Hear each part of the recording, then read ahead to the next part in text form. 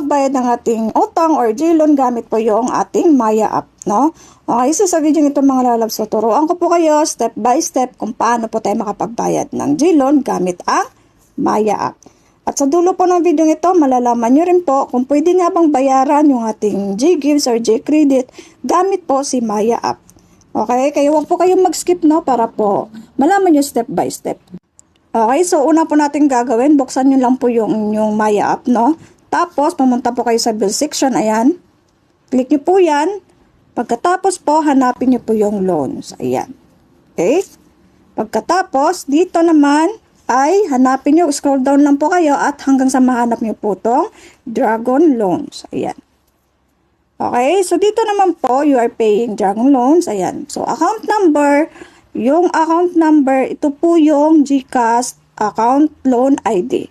Kung hindi nyo po alam kung paano kunin yan, ito po yan.